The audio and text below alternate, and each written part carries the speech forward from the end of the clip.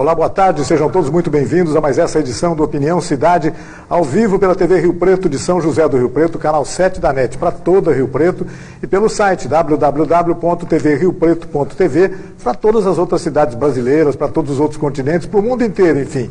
E o nosso programa é transmitido também pelo Facebook.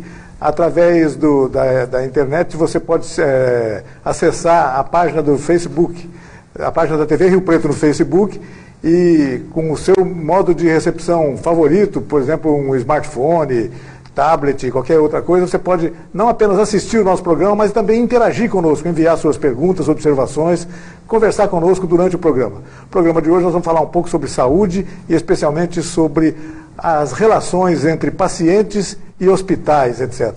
Rio Preto vai sediar amanhã e depois de amanhã o primeiro simpósio internacional de deshospitalização. Uma palavra um pouco difícil de falar, talvez eu me confunda algumas vezes aqui, mas eu treinei, viu, doutor? A deshospitalização consiste, na verdade, em possibilitar a saída de um paciente do ambiente hospitalar de forma segura, promovendo os cuidados que ele possa necessitar em outro ambiente que não hospitalar, na casa dele, enfim, onde for mais conveniente. Esse tratamento traz inúmeros benefícios, é uma tendência mundial, principalmente em países do primeiro mundo, como Inglaterra e Estados Unidos. Estou recebendo aqui o Kelvin Kaiser, diretor administrativo do Grupo Sene, que é quem está promovendo esse primeiro encontro, primeiro simpósio internacional de deshospitalização em São José do Rio Preto. Kelvin, muito obrigado pela sua presença mais uma vez em nosso programa, já esteve outra vez aqui falando sobre outros assuntos, como colaborador, como diretor da Associação Comercial, não é isso? Correto. Falamos bastante sobre isso. Agora você está falando sobre um outro assunto de interesse também de toda a comunidade riopretense, né? O que é a deshospitalização? Vamos explicar, começando por aí? Perfeito. Obrigado pela presença. Perfeito. Mais uma vez agradeço você por abrir o espaço para a gente poder promover um evento que é muito importante para a cidade.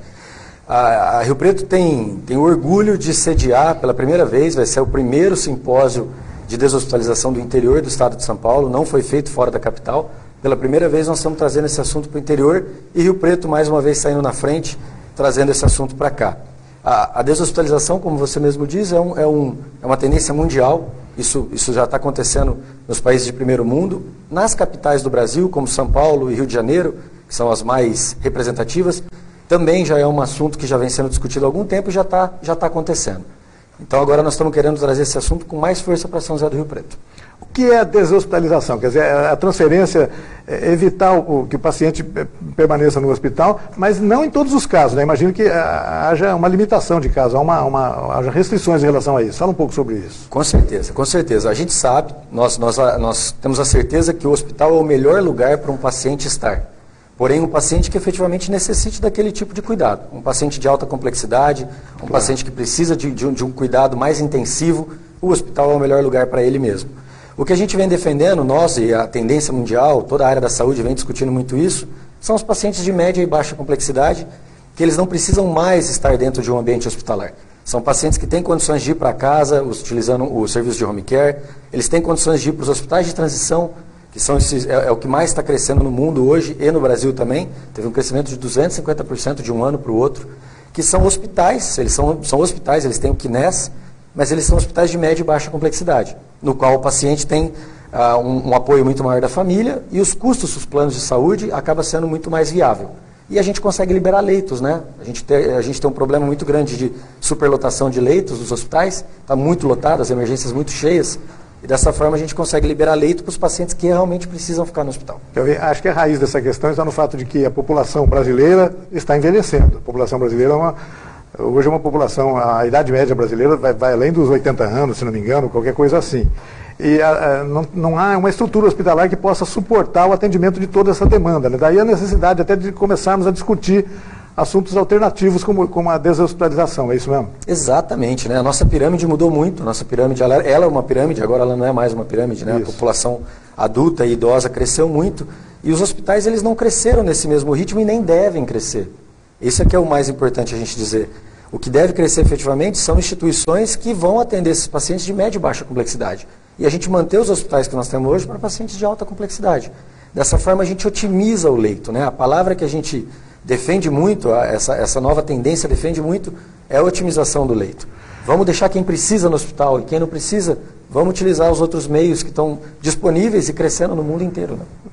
Eu posso estar enganado em relação a isso, mas quando a gente fala em deshospitalização, além de atender o interesse dos hospitais, dos planos de saúde, de modo geral, a gente está atendendo muito o interesse do paciente, né? Eu, pelo menos, não conheço ninguém que queira permanecer hospitalizado, né? Tanto é que a hora que o médico passa para saber se ele teve alta é o momento feliz da internação, não é isso? É verdade, é assim mesmo, você tem razão. Ninguém gosta de ficar em hospital, né? Exato. Se você está no hospital, é porque você está com algum problema de saúde. Então ninguém gosta de estar no hospital.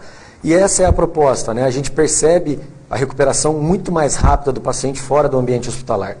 Então é sempre importante a gente frisar. O paciente que precisa da estrutura hospitalar tem que ficar lá. Claro. É o lugar mais seguro para ele. Isso Sim. é fato. Agora, os pacientes que têm condições de uma Quem não recuperação... precisando é melhor estar fora de lá. Até terapêutico. Você falou que a recuperação dele é mais rápida. Ele está próximo da família, Claro. ele está dentro da residência dele, ou então ele está nesse hospital de transição, que dentro do quarto é um hospital, mas fora do quarto é um ambiente de casa. Então a família pode ficar com ele o dia inteiro. Se ele não tiver nenhuma doença mais grave, ele pode ter contato com o animal de estimação dele. Isso tudo ajuda muito na recuperação do paciente. Porque quem demanda a recuperação do paciente é o próprio paciente, cada um tem seu ritmo de evolução. Então essas que já não são mais novas, né? O home care, a transição já vem evoluindo já há algum tempo. Mas esses são os caminhos que a gente encontra de um bem-estar do paciente muito mais rápido, uma melhora mais rápida. Esse conceito, o hospital de transição, a Rio Preto já é atendida por esse conceito, como é que está isso? Você estava me dizendo antes de começar o programa, que é uma das primeiras cidades, né, que recebeu um investimento nessa área, né? Fala um pouquinho sobre isso. É um orgulho para a gente, né? Nós somos de Rio Preto, então nós sempre vamos puxar a brasa para Rio Preto, né? Para a sardinha de Rio Preto. A gente é bairrista mesmo. A gente é bairrista mesmo, mesmo, com muito orgulho, né? Com muito orgulho. E hoje no Brasil inteiro, só São José do Rio Preto, São Paulo capital e Rio de Janeiro capital tem hospital de transição. Ele está evoluindo numa tendência muito rápida, numa velocidade enorme. Ele deve começar a ter nas capitais do Brasil, muito próximo, em alguns anos, meses, já deve começar a abrir, porque não tem outra maneira. Para o plano de saúde é mais viável, para o paciente é mais viável e para o próprio hospital é mais viável porque os leitos que ele tem ficam disponíveis para paciente de alta complexidade, no qual é o que efetivamente tem que estar no hospital, mas para o hospital é muito mais viável porque ele consegue fazer mais dinheiro com aquele leito. Então é uma tendência que não volta, não tem como voltar. E acho que o grosso da demanda, posso estar enganado em relação a isso, o grosso da demanda é o paciente de média complexidade, não é isso? Média e baixa. Então, assim, alguns exemplos, né? Alguns exemplos. Você faz uma cirurgia e você precisa ficar no hospital de 15 a 20 dias para se recuperar. Com cuidados médicos, nada muito além do que a diária hospitalar e a atenção da enfermagem. Esse paciente, a partir do 5º dia, ele já pode ir para o hospital de transição e de lá ele termina a sua recuperação e tem alta lá. Então, ele fica os outros 10 dias fora do ambiente hospitalar e num ambiente transitório, por isso que se chama transição, né? Ele sai do hospital, fica numa transição para depois ir para a casa dele. Então, funciona muito bem. Certo. Agora, nós estamos diante de um conceito realmente inovador, realmente novo. Talvez nem tão inovador assim, visto que em outros países do mundo isso já está mais do que consagrado, né? Mas eu imagino que vocês têm um trabalho, vocês que defendem essa ideia da deshospitalização, de convencer, às vezes, até a própria categoria médica, né? Algumas dessas pessoas, etc. E explicar também aos pacientes, à comunidade de um modo geral. As pessoas têm recebido bem essa ideia? Queria que você desse um teu depoimento a respeito disso, cara. Foi muito interessante, é muito interessante esse tema. Como a gente trouxe a proposta do simpósio de deshospitalização, né, nós estamos trazendo um norte-americano para vir falar como é a saúde dos Estados Unidos, uma colombiana para falar como é a saúde da Colômbia, vários palestrantes, todos são de São Paulo e Rio de Janeiro, nós não temos nenhum palestrante que não seja, que seja de Rio Preto ou da região, todos são de fora, e depois nós vamos trazer a mesa, né, aproveitando que eu estou falando isso, a mesa nós vamos trazer os diretores de plano de saúde, os diretores de hospitais, as escolas de faculdade, o reitor da Unicamp vai vir falar, então nós vamos discutir a saúde como um todo. E isso a proposta é exatamente essa. Porque quando a gente falou de deshospitalização, alguns médicos falavam, não, mas se eu tirar ele do hospital, eu não vou mais atender esse paciente. E é muito pelo contrário. A proposta é que o médico continue atendendo ele na casa ou no hospital de transição. Que continue atendendo. O médico é a nossa referência, ele é a referência do paciente. Então é muito importante que isso fique claro. E para os hospitais também, que isso não é uma concorrência, é sim uma otimização. O hospital vai ter mais vantagens com a vinda dos hospitais de transição. Isso não volta mais, não tem como voltar, né? Pelo que você está me dizendo, na verdade um grande jogo de ganha-ganha, né? Não tem ninguém que perca nessa história toda. Não tem ninguém. Discutir isso. É muito importante discutir, é muito importante que o conceito entre na cabeça de todo mundo, de que todos vão ganhar, principalmente o paciente, né? Pensando no lado humano, a gente sempre tem que pensar no lado humano. A saúde do paciente vai ter uma melhora muito grande por todos esses benefícios que nós falamos, e a cadeia da saúde também. Com essa crise que a gente vem vivendo, os desempregos, os planos de saúde sentiram muito a falta de receita, muitos produtos entraram no hall da ANS, então hoje os planos de saúde têm que fazer muito mais do que eles tinham que fazer antes por obrigação, e isso pesa para o plano de saúde. Essa otimização deixa a cadeia toda muito mais saudável. E, de modo geral, a deshospitalização pode ser indicada, claro que depende de caso a caso, tanto para crianças, para jovens, deve beneficiar especialmente esses segmentos de etários, não é isso? Sem dúvidas. Tenho a impressão que sim. Sem dúvidas. A gente classifica por complexidade, né? Tá. De novo, quem está com alta complexidade, o hospital é o melhor local. Os demais, se tiver, e o médico entender o conceito, e o hospital de transição tem toda a segurança, é um quarto hospitalar, oxigênio tubulado, régua de emergência, régua de oxigênio, campainha de emergência, o posto de enfermagem, os enfermeiros, os carrinhos de emergência, as UTIs que dão assistência em caso de alguma complicação do quadro. Então é um hospital só que de média e baixa complexidade. Então ele atende todo tipo de paciente por um período curto. É uma rotatividade rápida, um período curto. Quem falta convencer para a ideia da deshospitalização tá consagrada, por exemplo, num mercado como Rio Preto, que é uma cidade, como você falou, é referência em matéria de saúde no estado de São Paulo, no interior do estado de São Paulo, em alguns pontos do Brasil, inclusive, para a nossa região de 2 milhões de habitantes aqui próximo, ao redor de Rio Preto, e até alguns estados aqui próximos, eles correm muito a Rio Preto, né? O que falta para convencer esse povo? Não precisa mais convencer, né? Não, na verdade é explicar, é fazer o que nós estamos fazendo, né? Um simpósio, é debater a saúde, é ouvir as opiniões e a gente começar a consolidar o conceito. Se você for ver, hoje isso já acontece, né? A gente atende muito paciente aqui, o HB, muito paciente de Mato Grosso do Sul, vem paciente de todo que é lado, na verdade. E esses pacientes, eles vêm para fazer um tratamento, uma cirurgia, e eles precisam ficar em observação. Né? Eles já têm uma alta do hospital e precisam ficar em observação e eles não têm onde ficar. Eles acabam ficando em hotel, contratam enfermeiros para ir lá acompanhar eles. Então isso já está acontecendo de uma forma informal. Isso. O que nós estamos fazendo agora é de uma forma formal e o que é melhor ainda, de graça, porque o convênio do paciente vai poder subsidiar isso para ele. E é bom para o convênio porque é mais barato que o hospital. E o hospital abre um leito para um paciente que vai faturar mais. Então a cadeia inteira é boa, o que precisa é se discutir mais, a gente tem que falar mais. Tá certo, vamos falar agora sobre o simpósio. É amanhã e depois de amanhã, vai acontecer no IP Parque Hotel, é isso, que fica na rodovia Washington Luiz, quilômetro 428, aqui em São José do Rio Preto. Isso. Quem participa do simpósio? Qual é o público do simpósio? Você me disse agora há pouco que na mesa lá vocês vão levar diretores de hospitais, diretores de convênios de saúde, etc., todo o universo envolvido nessa questão do atendimento. Fala um pouquinho sobre isso. Vai ser muito legal. A gente dividiu ele em várias categorias, né? Nós vamos ter a categoria da saúde pública, vai vir um representante da Secretaria de São Paulo, da Saúde, representando o secretário da VIUIP, para falar como é que está a saúde da pública hoje no estado de São Paulo. Depois que ele apresenta, a gente chama todos os agentes públicos de Rio Preto. Vem a secretária da Saúde Municipal, vem a representante da DRS, representante do IANSP, do IELAR, da Santa Casa, do HB, e discute em cima da palestra dela como é que está a saúde pública hoje em Rio Preto. Depois a gente faz a mesma coisa com a saúde privada. Vem um representante da Unidas. Unidas é uma associação de planos de saúde, de autogestão, e na sequência a gente chama os presidentes dos planos de saúde de Rio Preto para falar em cima da palestra dela qual é a realidade para Rio Preto. E depois a gente faz a mesma coisa com as faculdades e com os hospitais. Então, o das faculdades foi até uma exigência do Dr. Braille. O Dr. Braille é um guerreiro, um grande idealizador, e ele está lutando muito pelo simpósio conosco. Ele também é um entusiasta desse conceito. É um entusiasta, faz parte da comissão científica. Ele é um entusiasta de tudo que se relaciona com a saúde, né? Ele é inovador, né? Ele é inovador. E ele fez questão de ligar para o reitor da Unicamp e falar: eu quero você aqui porque nós precisamos debater a educação dos profissionais de saúde que está perdendo muita qualidade. Então, nós vamos ter a cadeia inteira lá discutindo, e o que é mais legal, são 50 operadoras de saúde que vão vir de São Paulo para Rio Preto para atender ao simpósio. Então, Bradesco Saúde, GEAP, todas as operadoras, Unimed, todas estarão aqui discutindo conosco a saúde de Rio Preto, região e do Brasil. Tem alguns temas laterais que certamente vão ser abordados, né? A questão da judicialização da saúde, né? Está muito comum hoje a gente ler todos os dias no noticiário da imprensa gente que tem que recorrer ao judiciário para conseguir um atendimento, para conseguir determinado medicamento, etc. também deve se conversar sobre isso, é isso, Kelvin? Nós teremos, é interessante, né? Nós vamos ter uma visão, o nosso palestrante vai ser um juiz de direito aqui de São José do Rio Preto, que é o que julga as causas. Claro. Né? Então ele vai dar a versão dele, e é muito interessante colocar esses dois públicos juntos. Nós vamos ter a operadora de saúde, os hospitais e o juiz debatendo. Isso é muito interessante, porque o juiz vai dar a visão dele, os planos de saúde vão dar a visão dele.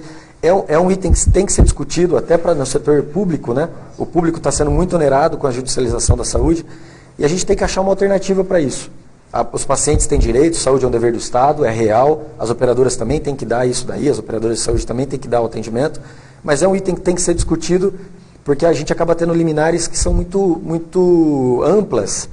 É um excesso de atendimento que não necessita. Exatamente. Às vezes até a gente percebe, às vezes até radicais em alguns casos.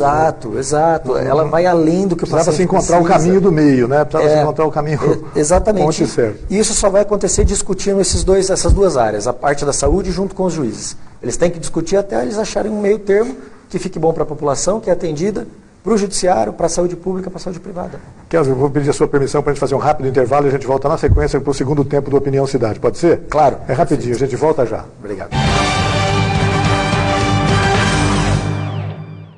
Navarro Building, obra pronta, últimos detalhes. Muito mais do que salas comerciais no principal eixo de ligação da Avenida Alberto Andaló para a Zona Sul de Rio Preto, com toda a estrutura de que o seu negócio não abre mão em segurança, facilidades e conveniência. Agora faça as contas. Quanto custaria toda essa praticidade em um imóvel isolado? O centro empresarial mais avançado de Rio Preto é também a decisão mais econômica e inteligente. Aproveite. Últimas unidades. A Amplitude Net é uma empresa dinâmica e arrojada capaz de oferecer soluções completas e inovadoras nos segmentos de informática, telecomunicações, segurança e tecnologia da informação. Amplitude Net, o melhor da tecnologia em um só lugar.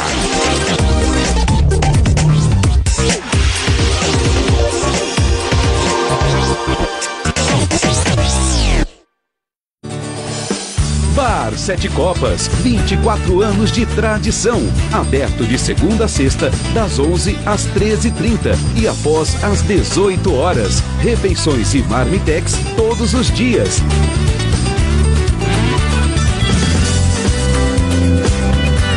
Bar Sete Copas, Rua Pedro Amaral, 1141, Parque Industrial. Fone 17 3231 6993.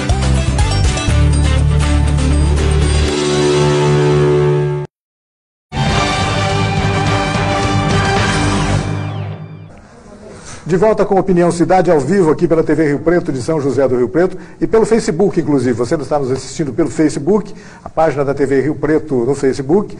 Você pode também, através do seu smartphone, do seu computador, etc., interagir conosco. Pode enviar sua pergunta aqui para o Kevin Causer, diretor administrativo do Grupo Sene, que está conversando conosco sobre o primeiro simpósio internacional de deshospitalização, que acontece amanhã e depois de amanhã, aqui no IP Parque Hotel, em São José do Rio Preto.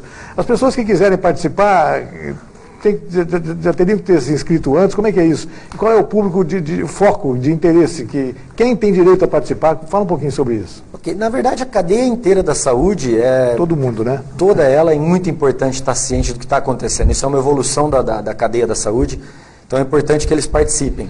O foco do evento, o público foco mesmo, são hospitais, planos de saúde, profissionais liberais da área, médicos, fisioterapeutas, mas a gente sabe que a cadeia da saúde é muito grande.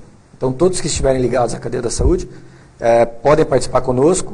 A gente tinha as inscrições via site, elas se encerraram ontem, mas as inscrições ainda estão abertas, elas podem ser feitas via o telefone da Senacom ou no local. No local a gente também vai abrir. A gente não pretende passar muito de 450 pessoas, nós já estamos muito próximo de 400. Tem um limitador físico. É porque a gente acaba tendo um complicador, né? A gente vai ter um coquetel, vai ter o coffee break, e se a gente calcular errado a quantidade de pessoas... tem toda uma logística envolvida. Com certeza, todo o pessoal trabalhando. Mas ainda temos algumas vagas. Amanhã e depois de amanhã, quer dizer, sexta-feira e sábado, a partir das 8 da manhã, é isso? 8 da manhã, temos muito assunto para falar lá. Vamos começar cedo.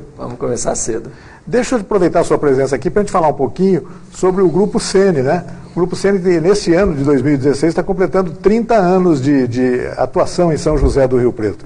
Eu até me espantei agora há pouco quando você me deu essa informação, faz 30 anos, falei, nossa, mas parece que faz menos tempo, a gente ouviu falar, mas não é, já faz tempo, né? O tempo passa, né? O tempo passa. Assim como a gente estava chegando à conclusão de que já estamos no mês de agosto, estamos próximo do fim do ano, os últimos 30 anos foram assim também, né? Fala um pouco sobre o Grupo Seni, a expertise, em que áreas que ele atua. Você estava me dizendo que ele está crescendo bastante, já está representado em várias regiões do Brasil, inclusive, né? Queria que você falasse um pouco sobre isso, Kevin. O Grupo Seni, a empresa foi criada há 30 anos atrás pela Sueli Kaiser, minha mãe, uma enfermeira dinâmica, quem conhece ela sabe o jeito que ela é, a forma que ela é, muito ativa, muito rápida, sempre muito antenada.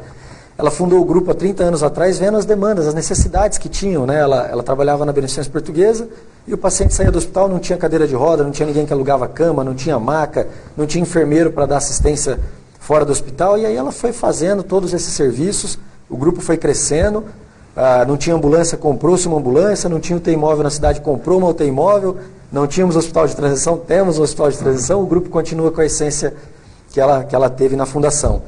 E o grupo ele vem se desenvolvendo de uma forma muito ampla. Hoje a Seni ela está entre as primeiras empresas a colocar o home care, a implantar o home care no Brasil, e ela é a terceira maior do Brasil hoje. Nós somos a maior empresa de home care do interior do estado de São Paulo e estamos entre uma das 3 maiores. A Seni tem uma área de atendimento que é no Sudeste, Centro-Oeste e Nordeste, um crescimento muito grande no Nordeste, pela carência de empresas que fazem a gestão da forma que a gente faz. Claro. As empresas do Nordeste têm uma forma de gestão um pouco mais lenta, um pouco mais atrasada do que aqui no Sudeste, então isso está proporcionando um crescimento muito grande nosso lá. Então as únicas regiões é a região Norte e a região Sul que o grupo não atende. Como são 30 anos, o simpósio é o nosso grande presente, né? A nossa grande realização para esse ano dos 30 anos. E a empresa vem num crescimento muito grande, são 12 produtos que a gente oferece. É uma rede de lojas, ambulâncias, UTI móvel, a parte de atendimento médico de emergência, o home care, gerenciamento de doenças crônicas, e por aí vai, são muitos, hospital de transição, distribuição de próteses mamárias da Johnson & Johnson, distribuição de curativos da Coloplast, e assim por diante, é uma gama de produtos muito grande. Puxa, que bacana, está dizendo que nos 30 anos já foi possível atingir quase que o Brasil todo, só faltando apenas Norte e Sul do Brasil. Norte e Sul do Brasil. Nos próximos 300, que vocês claramente vão estar lutando aí, certamente tudo isso vai estar atendido, né? Não há dúvida, né? Muito antes desse tempo, aliás. Nós já estamos tendo solicitação. É isso que é bacana, né? Como a gente trabalha, os nossos principais clientes estão em São Paulo, são os planos de saúde que atendem o Brasil. A gente atende os planos aqui regionais, o HB, a Bem Saúde, Santa Casa, né? O Unimed. Mas como eles já têm a estrutura em Rio Preto, eles conseguem ser muito autossuficientes. Certo. Agora os planos de saúde, né? Você pega uma GEAP, um Bradesco Saúde, uma Central Nacional das Unimedes, uma Omint, esses planos de saúde atendem o Brasil inteiro. É muito difícil para eles operar essa logística. Então a gente conseguiu fazer uma estrutura muito sólida de atendimento, o que proporciona um crescimento boca a boca entre as operadoras, né? Pela qualidade do serviço. Então a gente acaba não tendo muito investimento em marketing, o pessoal acaba não vendo muita coisa da Seni. Mas é porque a nossa propaganda acontece muito dentro da cadeia da saúde. Então é isso que proporciona o crescimento. Kevin, que bacana, né? Muito importante isso. Houve uma mudança de perfil da saúde brasileira nesses últimos anos, né?